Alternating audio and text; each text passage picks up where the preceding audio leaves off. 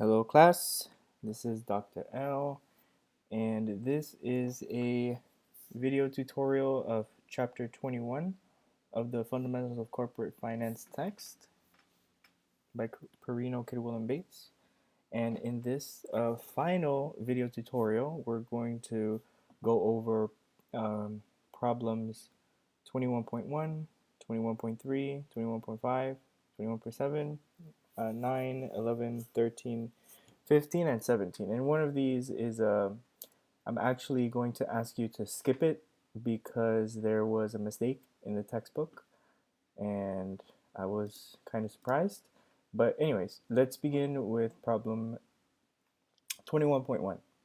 Spot rate. Ryan wants to buy a pair of leather shoes at Harrods in London that is priced at 113 and 60 pounds, or 113 pounds and 60 pence. Not sure how to say that. Um, if the exchange rate that day is 1.6177 US dollars per pound, what is Ryan's cost in US dollars?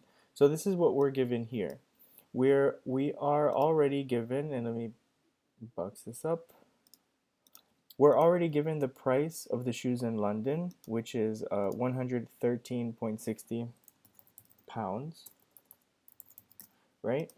And the spot rate is 1.6177 US dollars, right? Per pound. So the only thing that we need to do is multiply the two of these to find out how much the shoes are going to cost in US dollars. So the only thing you got to do is just press equals, click on the price of the shoe in London, times the spot rate, and then when you do that, it comes out to $183.77. Easy, right? 21.3, spot rate. Given the following direct quotes, calculate the equivalent indirect quotes. Okay, so here we have, it's a three-part question. So we have given is 0.0844 US dollars per Mexican peso, so that's about 8 cents per Mexican peso.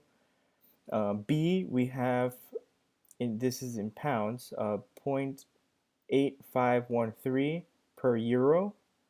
And then we have 54.64 rupees per, let's say this is Canadian dollars, right? I'm accustomed to seeing Canadian dollars as the abbreviation CAD, but let's say this is Canadian dollars. All right, so here we just move down our given, right? We have our 0.08 Mexican dollars per Mexican pesos, our euros, our pounds per euro, and our rupees per Canadian dollars, right? So now in order to calculate the indirect quotes, the only thing that you need to do is put each one of these under 1. So, and this is actually how to find the inverse. So here we have dollars per Mexican pesos, and then here we're doing Mexican pesos per dollar. So we're just flipping it, right? If you remember, that's kind of like reciprocals, right? So all we do is just equals 1 divided by, and then the Mexican peso. And that's it. And we get 11.85 Mexican pesos per dollar. So here we have the euro, we're trying to figure out euros per pound. So we do equals 1 over the this number here, 0.851, and we get 1.175 euros per pound. And then we have here the rupees per Canadian. When you press equals 1 over and then the rupees per Canadian dollar here, you get 0.018 Canadian dollars per rupee. All right, so it's not so bad. It's a three-part problem. It would kind of help if you did this, just so that I can know which one of these you're answering. It's not that hard. All right, so next, 21.5, spot rate. Suppose a BMW 745i is priced at $68,750 in New York and $50,267 in Berlin. So at first glance, you're looking at it and you're like, oh, I'm just gonna go buy the car in Berlin because it looks cheaper. But maybe that's not the case. In which place is the car more expensive if the spot rate is 1.3677 US dollars per euro, right? So this will buy you 1 euro. So the first step is to identify the given, right? So we have this here. Let's box this up. The cost of the car in New York is 68,750 US dollars. The cost of the car in Berlin is 50,267 euros. The exchange rate is 1.3677 per euro. So I should put here US dollars per euro, right? So this is how much it costs to get 1 euro. The second step is to calculate the price of the car in Berlin in US dollars. So all we need to do is just press equals, take the cost of the car in euros, which is the 50,267, and just multiply it by the spot rate, which is the 1.3677. And when you do that, you get $68,750.18. So to answer the question, the car is actually more expensive in Berlin, but only by 18 cents. So you're not really getting that much of a significant discount, or you're actually paying more by getting the car in Berlin. So interesting how exchange rates work, and currency exchange rather. All right, problem 21.7, forward rate. If the spot rate was 1.0413 dollars per Canadian dollar and the 90-day forward rate was $1.0507 per Canadian dollar, how much more in US dollars would you receive by selling a million Canadian dollars at the forward rate than the spot rate? So that was a mouthful, wasn't it? So let's just first do what we've always been doing in this class, isolate the given. We know that the spot rate is 1.0413, that's given from above. The forward rate is 1.0507, right? We get it from here. And the amount of the currency sold is a million. We're getting that from here. So the only thing that we have to do is calculate the US forward and the US dollar spot, then find the difference between the two, right? So first let's find the US dollar proceeds, that's the forward rate, and all we need to do for that is just press equals the million times the forward rate, and then we get 1,050,700. And then for US dollars at the spot rate, we do similar. We do the $1 million times the spot rate, which will give us 1,041,300. And the difference is just the difference between these two here, right? And when you do that, you get 9,400. So the true answer here is actually going to be this one, the 9,400. That's the one that coincides with the back of your text. All right, next, 21.9, forward rate. Brilliant Equipment purchased machinery from a Japanese firm and must make a payment of 313.25 million yen in 45 days. The bank quotes a forward rate of 103.01 yen per dollar to buy the required yen. What is the cost to Brilliant in US dollars? All right, so the first thing that we need to do is isolate the given as always. So let's do that.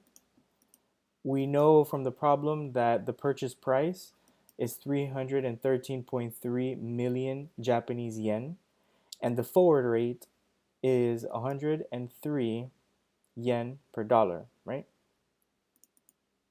All right, let's make sure that it matches that. So, okay.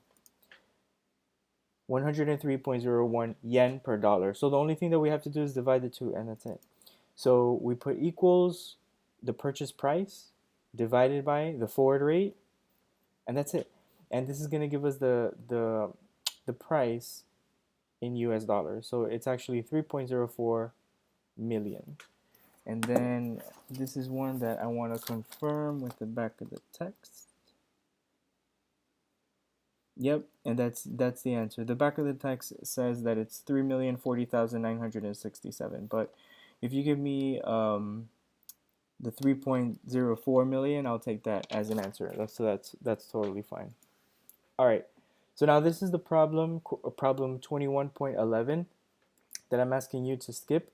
The reason for that is that the um, the exhibit in problem 21.5 does not coincide with the answers that are given in the back of the text. And there are also instructional manuals that help guide some of these problems, and even those numbers don't coincide either. So what I think happened is that the forward rate changed between editions, and maybe the publisher updated one area but didn't update the other. So the only thing that you need to know is to just follow the formulas just know the formula for forward rate in case you're presented with a forward rate formula. All right. So just for this problem in particular, you can just put skip and just highlight that, and I'll take that as your answer. Okay. All right. Next, bid-ask spread. A local community bank has requested foreign exchange quotes for the Swiss franc from Citibank. Citibank quotes a bid rate of 1.0934 dollars per Swiss franc and an ask rate of 1.0997 dollars per Swiss franc. What is the bid ask spread? Okay, so as always, we want to isolate the given. The bid quote 1.093 from here, 1.0934, and the ask quote is $1.0997 per Swiss franc. So the only thing that we need to do is just use a formula for the bid-ask spread, and the formula is simple. You just press equals, open parentheses, and then you want to do the ask quote minus the bid quote, close parentheses, and put that over the ask quote. And when you put that over the ask quote, you get a bid-ask spread of 0.573, and the back of the text indicates that it's, well, this was my fault. I converted this to a percentage prematurely. All right, so you should get, if you give me the answers of either 5.73 or you have it like this in decimal format, either way is totally fine. And I had it like this too, but either way is fine. Most importantly, I want to see that you understand the bid-ask formula, and that's it. Next, 21.15 is going to talk about cross rate. All right, so given the following quotes, calculate the euro-pound cross rate. So here for Bank of America, we have 1.663 US dollars per pound. Chase, we have 1.3914 US dollars per euro. So here again, we isolate the given. For Bank of America, you have 1.663 given from above. Chase, $1.3914 per euro. The only thing that you have to do is divide the two, and that's it. And that's how you get the cross rate. So by doing equals the Bank of America quote divided by the Chase quote, you get 1.1952 euros per pound, and that's your cross rate. And if we confirm with the back of the book tells us that it's 1.1952 euros per pound, so that's correct. And the final problem, and I'm happy to say, and I'm sure you're happy to know, the final problem in this class that you'll ever do for the homework, rather, 21.17, cross rate.